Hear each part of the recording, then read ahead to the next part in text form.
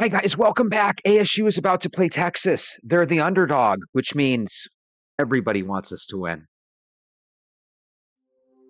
Everybody loves the underdog. Man, the beauty of being someone who has to go through struggle, the beauty, because you get that. If there's no struggle, if there's no struggle, then it's nothing. There's no journey. There's no journey. You know, you get to make that magic, man. You get to be the story. We're going to beat Texas. You're going to beat cholesterol. You're going to beat this weight issue.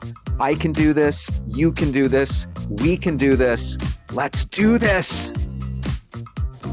I just have a very genuine and sincere heart and soft spot for people who come from nothing and strive. I love it. It's nothing against people who have certain types of inheritance and they come from certain things, money or whatever it is. You know, that's that. Okay,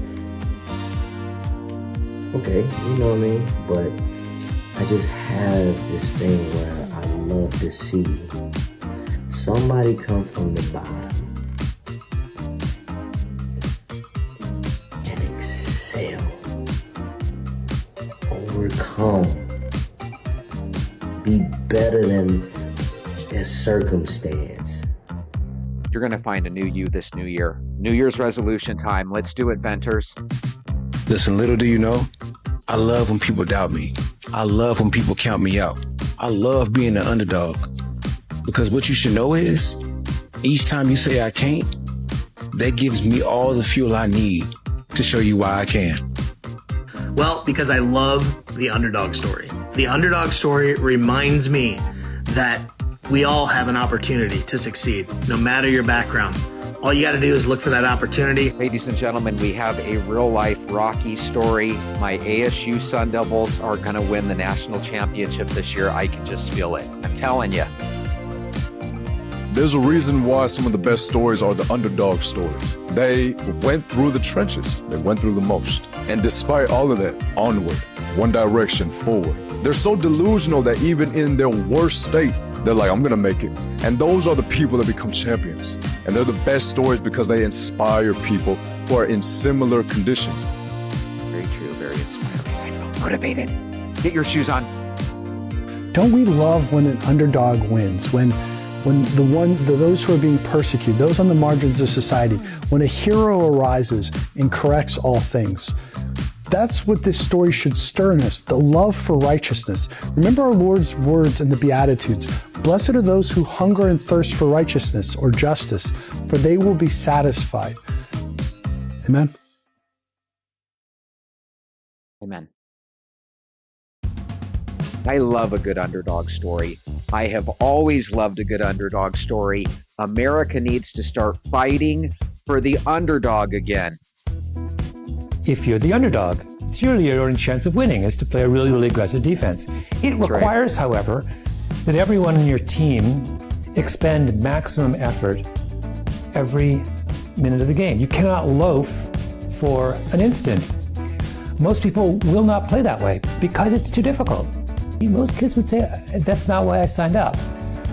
Effort is the root, one of the roots available to the underdog. I may not be able to outspend you, but I can outwork you. Well, outworking is a tall order. It's not easy to do. As we get older, guys, we slowly realize that we're underdogs in one thing or another. Most of us are underdogs when it comes to our health and our weight. We're all going to start New Year's resolutions. I invite you to walk with us. We walk every single day. Tell me if you're with me down in the comments. Do you want to know why most people are for the underdog? Think about those stories, man, right? The games we watch, right? The Cinderella story, right? Watching movies like Rocky. Adrian, I did it. Adrian! That's in all of us. The underdog. Always have a redemptive story of the comeback. That's why we root for that. And as long as there's breath in your body and you still on this earth and your heart is pumping blood, You can absolutely have that. Newsflash. I'm rooting for you to go out and be great. I love motivational stuff. It helps me walk faster. It helps me do more push-ups. It helps me feel more muscular. And it probably does for you guys too. Everybody loves this motivational stuff. Yeah, I like that shit though. I love That's the what I'm talking underdogs. about. I love helping people win. I love seeing people that never win. You know what I'm saying? It just feels good. It does feel good. It feels amazing. I remember being a kid watching other kids be on like America's Got Talent and shit, and they be singing, and I just start crying. Yeah. It's amazing. It is amazing. It's amazing. I've never cried on. I mean, yeah, I cried on stage once, and that's when I saw the t-shirt that homegirl made of my mama. But that hit different because like my mama used to be sitting on the floor ironing $100 bills, and I'd be standing on the bed rapping. So whatever music video was being played, she'd be like, "Go V man, go!" So when I seen that shirt, I just looked down and closed my eyes, and I heard "Go V man, go!" And I looked up and I just seen thousands of people. Chills. Guys, the definition of underdog in my book, bro, is somebody that who a lot of people down. A lot of people think that he's not going to win, that he's not going to be somebody in life, that they can't be proven wrong by him. They feel like he don't got no talent, no potential. They don't believe in him, bro. But little do they know that the underdog has the most hard-working mentality. He has the mindset to believe that he can conquer anything on this world, bro. And the guys that's watching this video right now, you probably that underdog, man. So I'm doing this to get us pumped up for the New Year's resolution, and I'm also doing this for my ASU Sun Devils. This is my way of showing support for my team, and I want them to win desperately bad. You're the head coach of a football team, 52 kids, okay? Mm-hmm. And I'm the running back, and I'm the backup running back. Well, you like me. So I bust my stay practice. I do this, I do that in the locker room. Got a good attitude. Got a good attitude. I'm like, yes, coach. Hey, Johnny, come on, man. You got it. What are we doing? Go. Let's hit it. I'm like nonstop the entire time. I'm training. I'm there with you. I'm watching the tape. I'm on time, everything. So I'm your guy. Okay. So I have your faith. Not the talented guy. I'm not at all, but I have your faith. Okay. So I'm setting a good example for you to say, look at Patrick, look at Patrick, look at Patrick. So what do? Boom. Hey, David, get in there. Get in there, coach. Get in there. Boom. I get 6 yards. Before you hit the field today, remember that the game isn't just about winning or losing. It's about giving it your all, 110%, leaving everything on the field and having fun while you do it. So, no matter what happens today, whether you strike out or you hit a home run, win or lose, know that you're already a winner because you're out there playing and doing what you love. So go ball out. Play with your heart, play with passion, and most importantly, play with a smile on your face. Because after all, it is just a game. Love you. So I say that because this place is special. The state is special. The people in this room are special. There you go. Sorry. Pretty emotional, right? It's just who I am. The one thing you're going to get from me, okay? I am who I am. I am who I am. I'm going to be the same person every single day I show up to work. I'm going to be fired up to be here, fired up to be a Sun Devil. We need this entire valley to come together. You want to win at the highest level? You want to maximize this place? We need everybody in this room to get involved. This is one of the biggest metropolitan areas in the country. We need the valley behind us. We need the state behind us. We need butts in seats. We need everything that this valley has, all in. You grew up in this town. You're an alum. When you look around and you see this moment, what's it like for you? It's kind of crazy. I was one of these guys. I was doing this.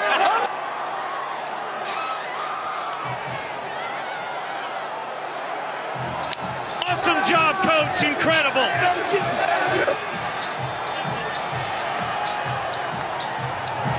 Unbelievable. The chorus on the field. Kenny. He's one of them. He's theirs. Say believe. You say believe. Believe. Believe. Believe. Believe. Believe. That's all we need tonight. Let's go out there, ASU. Let's do this. And for the Venters, go get your shoes. Let's go for a walk.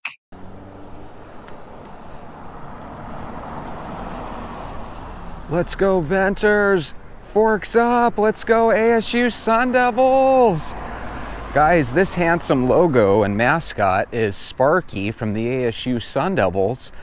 And Sparky, along with the duck from Oregon Ducks, those were created by the same Disney artist. I forget his name, but I watched a show on it. So Sparky and the Oregon Duck are both created by Disney, so to speak. Disney is probably paying for this playoff, and it probably happened on purpose, because you know how these conspiracies go. What does that mean? It means ASU is going to win. Why, Jesse? Why do you feel that way? Because when you give the devil an inch, the devil's going to take a mile, and we're going to win the championship this year, and there's nothing those Longhorn pathetic people can do about it. Eat poop, Longhorns. Eat poop. We're going to win it all with this running back and quarterback. Unstoppable. Guys, I wanted to talk about two things today that were kind of sad. Not just the Longhorns, but also, have you guys ever been driving down the street in your cities where you live, and you see people carrying signs, and instead of the signs begging for money, the signs are talking about a family member that has perished and they're trying to pay for funeral expenses. Sometimes it's a child that maybe has passed away from cancer. Sometimes it's a family member or friend that has passed away due to a car accident or whatever the horrible situation might be. Well, apparently a lot of those things that we're seeing are actually organized crime, and they're done in multiple states by the same actors. In other words, the people that you see one moment in Phoenix are in Memphis, Tennessee the next, San Jose, California the next, Chicago, Illinois the following month, and they keep making the rounds scamming people. The people that they try to get are people at the corners of cars. You know, you're stopped at the light, you look over, there's a nice looking man or nice looking woman. They don't look like criminals at all. You see on their sign that they're going through a tough time. They've lost a family member. They need a couple bucks for the funeral expenses, because we all know how expensive funerals can be. And before you know it, you're digging into your console of your car for your loose change so you can give everybody a couple dollars. Makes you feel a little bit better about yourself, and I suppose there's some validity to doing good things just for that reason, right? Makes you feel better about life. But would it make you feel better if you knew that it was a little bit of organized crime in it? Those people all together as a team are pulling in hundreds of dollars each and every day, if not thousands. And basically, would you give anything to somebody like that if you knew that no one had died and that you weren't helping anybody? When I first saw this story, and I'll put the little name of the channel that I watched it up here, I think it was Arizona News. But anyway, when I first saw it, I thought it was going to be talking about those car washes, because I'm one of these guys that occasionally I'll have a group of people that are trying to raise money for funeral expenses. I'll have them wash my vehicle, and you know, you give them a $20 bill. Normally you can go get your car washed for a couple dollars less than that, I'm assuming, but it makes you feel good, like you're helping out a family that's going through tough times. The news did not say those were scams, and I don't think those are scams, because whenever you have 20 people washing your car as fast as possible for 10 or 20 bucks, at least you're getting a service out of it, right? It's nice to be able to have a clean car. But again, just the whole idea of giving money to people that don't actually deserve it is really kind of sickening. So anyway, on this video, like I always do, I got a couple of different people's comments. And every time I read comments, I don't know about you guys, but I almost picture a venter. Because what is a venter? A venter is somebody that walks around thinking about things that are kind of on their mind. Some are positive, some are negative, right? But sometimes it's good just to get thoughts out and vent them. And that's why I like to read the different comments. And I hope you enjoy listening to the comments, because what it really is a conversation that we're able to have without necessarily being able to talk with each other, live, so to speak. So Robovator says, you know how to get rid of these scammers? Stop giving them money. And that is a good point. Do you realize that if there was no money to give, panhandling, as incredible as it sounds, would probably actually disappear? I mean, how many times would you try to ask somebody for some spare change or a buck if no one ever said yes? Now, the reason I say yes from time to time, and the reason you say yes from time to time, is because, maybe you've had a good day. Maybe you've had good meals your whole life. Maybe you've had a nice warm pillow to lay your head on at night. And you know in your heart that some people are going through some tough times out there. So you want to give a guy $1. And heck, I don't even care if the guy spends it on a beer, because I know that bothers some people. But sometimes you just want to give somebody a buck so that they can have a little bit of enjoyment for the evening, even if it's just a beer. But at the same time, there's so many people out there that are homeless.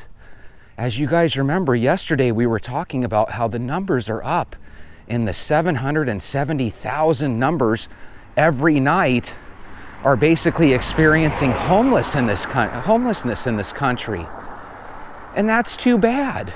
But at the same time, we could cut those numbers down to 0 or hardly any if people just quit giving them money. But again, easier said than done, because usually when you go up to 100 people, it's a numbers game. You're going to get a couple people to hand you a couple bucks, and you're even going to find some people that'll always hand you some money.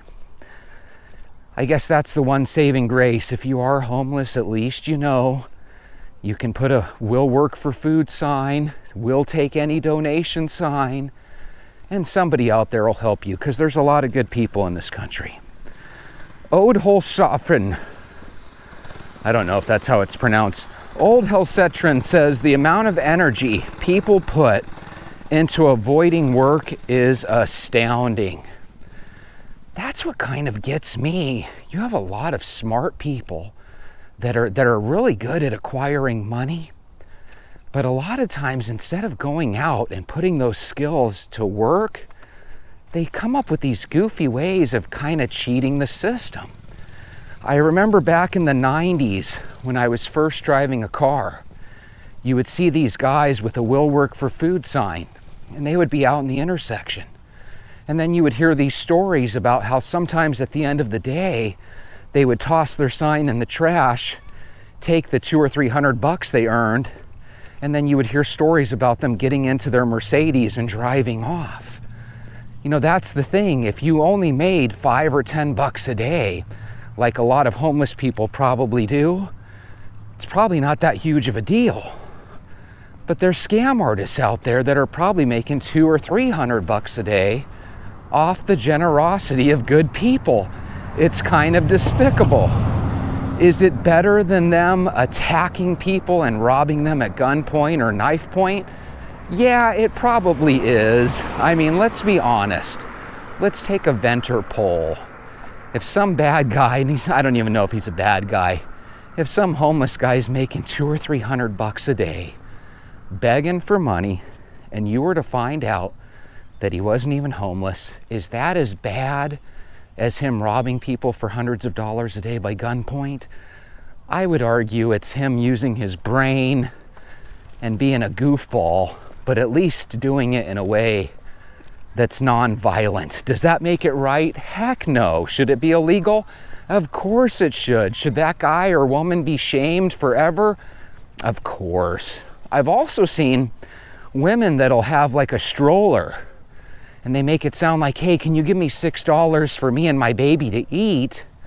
And then, as you guys know, you hand them $5 or $10, and then you go in the grocery store, you come out 20 minutes later, and you see somebody else handing them $10 or $20, and you think to yourself, what a scam. I'm never giving them money again, right? But the reality is, right when you give them money from the start, you know as well as I do, guys, there's a piece of you that says, Are they really on the up and up? Am I giving this to some goober? And the reality is, probably at least a fourth of the time, you are giving it to a scam artist, which makes giving to the homeless that much more challenging.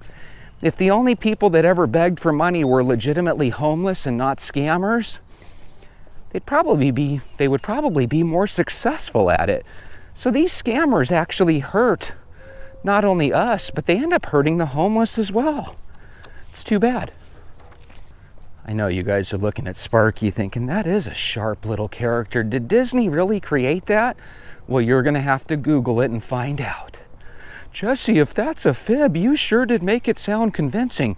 You're saying the Oregon Duck and Sparky, the Sun Devil mascot, were made by Disney? That's what I'm saying.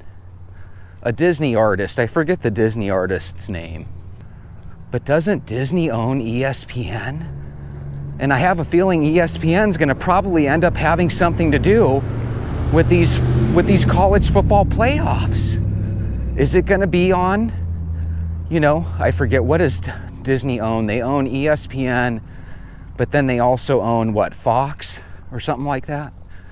These college playoffs will probably end up being on Fox. And then how much you want to bet when ASU plays Oregon, because ASU is going to trounce Texas. One of the commentators will say, did you guys know the story of how these two logos came about? And it'll be some preseason special. And everybody will love Disney for it. Disney, the best thing that ever came out of you is this logo here, Sparky, this mascot. By the way, there's something else that this mascot represents on me. I'm going for the underdog. And I'm glad that ASU's the underdog, because you want to know something, guys? If ASU were favored, the odds to win wouldn't be, 10,000 to 1. The odds to win would have been, 3 or 4 to 1, or whatever it is for Texas and stuff. Sometimes you got to go with your heart. And sometimes you're on the losing side of things. So let me tell you what's going to happen if this team loses. If this team loses, I'm going to have a bunch of Texas Longhorn fans getting on me all the time. So I believe in the power of prayer, and I want you to tell Jesus to let the ASU Sun Devils win. Big time, like 42-10. Nails by Ambi says, seen this many times in California. My husband almost believed it. I said, nope, it's a scam, and it's sickening. Go to work, losers. See, that's the thing. We all want to be nice, but deep down, we all really hate it that people aren't working for their money. Even the lowly, sad, homeless person, if we all had our way, we would want them to be successful not by winning the lottery, but by putting their work boots on and going to work. I think we live in this world where, yes, there are some people that are drug afflicted and addicted. Yes, there are some people that have mental illness. But can't we also agree that there's some people that just really don't want to work? And there is something kind of awful about that. You should want to work. You should want to make a living. You should want to do the right things in life. I feel like this world is all about people cutting corners and not doing what they need to do. And it's just kind of disappointing. And I can't help but think that every time I see somebody that's asking for money, they could be putting that energy into actually going out and earning some money. So it is kind of sickening. I don't think they're losers because, again, anybody can find themselves in a tough spot. But at the same time, if you're ever down on your luck, the thing that I don't want you to do that I think is despicable is don't give up. Try to get a job. Even if you have to put in 1 million job applications, try to always earn money. It's always going to be better for you than trying to go homeless. There are some people that legitimately can't help that they've slid into homelessness. But my God, if it means working 80 hours a week or being homeless, go work 80 hours a week. Does anyone agree with me? Do whatever you got to do to not be homeless. And if you have family members that are depending on you, like your kids or your spouse, Get your punk butt to work. Nosy Food 1943 says, my 85-year-old mom got her entire food stamps stolen by the Romanian EBT skimmer ring. I guess it's a group of, once again, organized crime members from Romania this time. It's deplorable, you know. You have a mom that she's retired, she cannot work anymore for whatever reason, and part of her subsistence that she relies on is her $200 worth of food stamps a month, or whatever they give a grandma in food stamps. And to know that there's scammers out there that are willing to take our parents, our 85-year-old mom's last dollars of food stamps so that they can just scam them away from her, it's like, how despicable is that? Now you're not just doing harmless crime, asking for money. Now you're actually stealing from somebody that has no other way to feed themselves. What would you guys do to that? Can we just have a little venter poll real quick? What should happen to bad guys that steal people's last dollar so they can't even eat? If that was up to me, I would want that guy to go to work and have a permanent tax. We're going to take 12-15% of your pay for the rest of your life. You're going to make up for this. And the first couple of years, that money's going to go right back into the pocket of that elderly lady you scammed from. That's what we should do. And we should force people to go get a job. And if you play hooky and you ditch your job and you get fired, you got a jail cell to look forward to. We don't want to be a country where everybody goes to jail, okay? I agree with that. But we also don't want to be a country where we just keep allowing these bad people to get away with murder. And by the way, we're going to be talking about some good guys that aren't so good that got away with murder recently as well. The last person's comment here is OC Watch Cat Meow. He or she says, old news. They've been doing this nationwide for years. And that's the ultimate truth. Every now and then, these little scams make the news. But these aren't new scams. These are old scams that are remaking the news because they got to talk about something.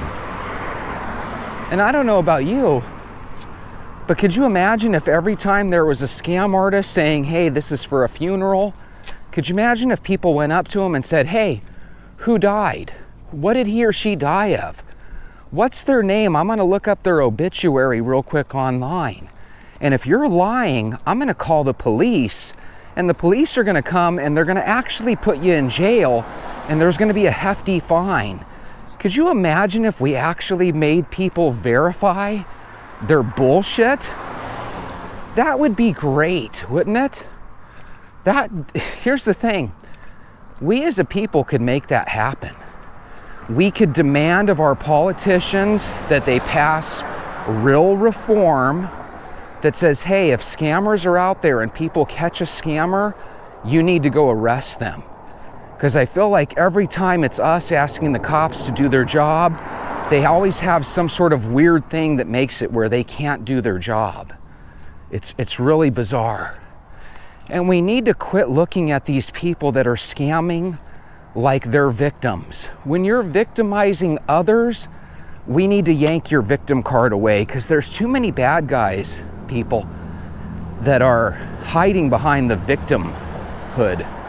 You're not a victim if you're scamming people. If you're scamming people, they're the victim. And we need to be a little bit more pro-victim in this world. So this next story is one of those that I hate because you guys all know that I'm very pro-policeman. I like policemen to be able to go out and do their job, and instead of having people take pictures of them all day, I would like for people to assist the police in helping us rid our streets of bad criminals. Here's the problem. When you give bad people an inch, they take a mile. And here is one of those situations. I'm sure you guys have heard over the past week that the New York correctional officers were transferring Robert Brooks from the Mohawk facility to the Marcy facility, where he actually perished on December 10th at Utica Hospital in New York. He was declared dead upon arrival. And basically, I'm sure you guys saw this. This is where it looks like about half of a dozen different policemen and correctional officers that were obviously in cahoots with one another and trusted one another to do this foul stuff together. And they ended up beating this poor man to a pulp, beat him in the face to the point where he lost his life. Now here's the thing. Jesse, it sounds like you're for cops and they're just as bad. No, I firmly believe that most of the cops out there on the street that we meet through the years are good cops, and I think you guys would agree with that. But there's too many cops that are not good, and we need to find them, and we need to root them out of our system. And what's scary is whenever you see 2, 3, 4, 5 cops that are willing to beat the crap out of somebody in front of one another, what that tells me is that not only do they trust each other for that particular act of evil, but would you guys agree that that's a major red flag that could very much mean they've been doing this for a long time and we just finally caught them? If you are doing bad stuff and there's a cop in your midst, you would never do that in front of the cop unless you knew they were your buddy, a little wink wink, right? And they were on your side and they were just as evil and corrupt as you. So the real question is, what we ought to do is for every single time these people were working together, we should actually go in, have somebody audit what they did on those days and find out if they did some more crooked, horrible things. If you're a murderer and you lose your life through the death penalty, I think that's the proper way to do things. I don't think 5 cops beating you in the face to the point where you lose your life, I don't think that's cool at all. Not at all. As a matter of fact, I think that makes the cops just as bad as the criminals. And I don't know what this guy did to land in the Mohawk Correctional Facility. But whatever he did, he probably did not deserve to have his face beat in to the point where he lost his life. By the way, how many times do you have to hit somebody in the face for them to lose their life? I have a feeling the human skull can probably take quite a bit of punishment. And I mean this seriously. Not too many people get hit one time and just croak. This guy probably got hit based on the damage he was taking. Looks like he probably got hit dozens and dozens, maybe even 20 or 30 times. Just looks like they teed off on his face.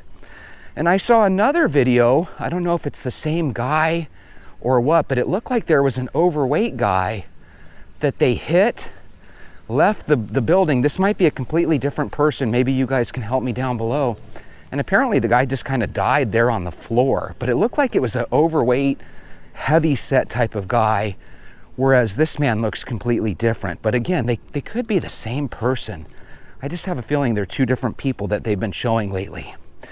Anyway, let's read a couple of these notes together.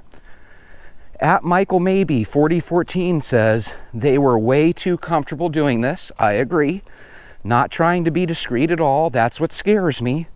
Like it was just another day at work. And that's where you hit the nail on the head. These people were acting like this was just another day at work, and they knew that they didn't have anything to worry about because they were all buddies. And if somebody wasn't brave enough to come forward with those videotapes, they probably all had a pre-planned alibi where they would cover each other's butts by saying this guy deserved it in some way, shape, or form.